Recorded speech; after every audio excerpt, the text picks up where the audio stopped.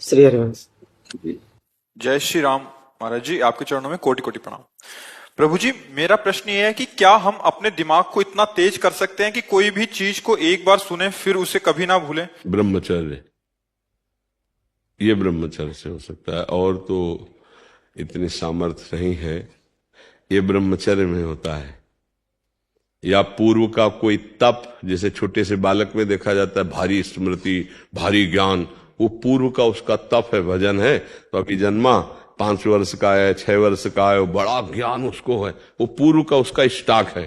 पर इस जन्म में हम स्मृति को अगर, तो वो ब्रह्मचर्य ही है। अगर हम ब्रह्मचर्य का नाश करेंगे तो स्मृति नहीं रहेगी।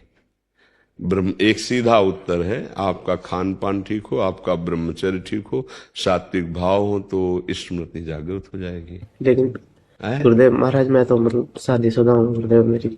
तो ब्रह्मचर्य धर्म पूर्वक गृहस्थी में भी तो रहा जाता है। शादीशुदा का मतलब बेविचारी थोड़ी होता है।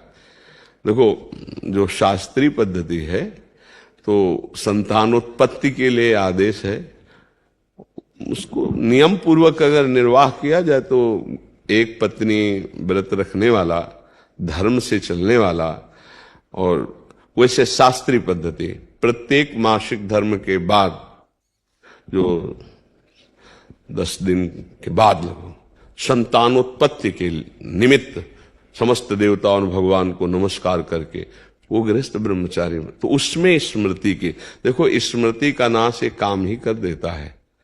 कामा संजायते क्रोधा, क्रोधा स्मृति विभ्रमा, और स्मृति भ्रंशात बुद्धिनाशो, और बुद्धिनाशात प्रणश्यति।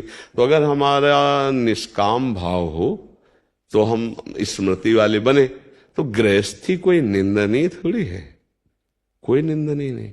देखो, हम जब शास्त्रों में पढ़ते हैं तो गृहस्थ जनों ने, जिनके बड़े बड़े धर्मात्मा संतानें हुई, उनकी बात, काफी दिनों तक ब्रह्मचर्य रह करके संयम से फिर गर्भाधान हुआ और फिर ब्रह्मचर्य से रहे, तो उनकी संतानें बड़ी प्रज्ञावान, बड़ी विवेकवान धर्म।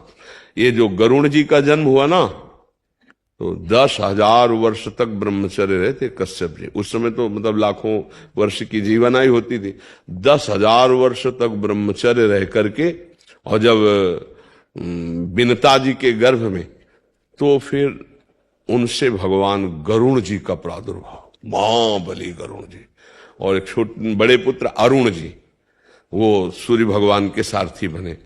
कई हमने ऐसे ब्रह्मचर्य रहकर नाम जप करते हुए धर्म से चले, और फिर संतान, तो उससे फिर अब पशुवत आचरण तो कहीं आदेश नहीं किया गया है।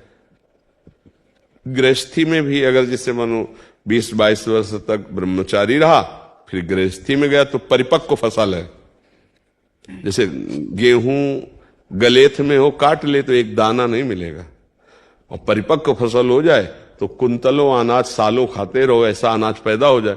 तो ऐसे वीर भी परिपक्व होता है, ब्रह्मचर्य भी। जैसे 20 से 25 वर्ष तक बिल्कुल ब्रह्मचर्य रहे बाल्यावस्था से, फिर गृहस्थ में जाए तो परिपक्व फसल है, संतानोत्पत्ति, फिर संयम से जीवन, तो वो महात्मा ही है, वो ब्रह्मचारी भी है। एक पत्नी व्रत धर्म पूर्वक चलने वाला, वो बेविचारी नहीं कहा जाता। वो गृहस्थ कोई निंदनीय नहीं, वो बंदनीय।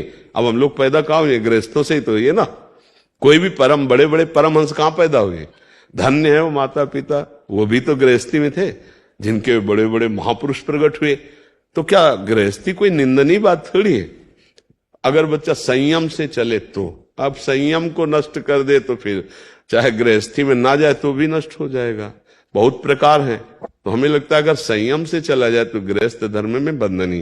पर स्मृति जो है वो ब्रह्मचर्य से, मतलब वीर शक्ति ही स्मरण को बहुत जोर की पवित्र रखती है, बहुत स्मृति जागृत हो जाती है। पर ब्रह्मचर्य पर महत्व दे।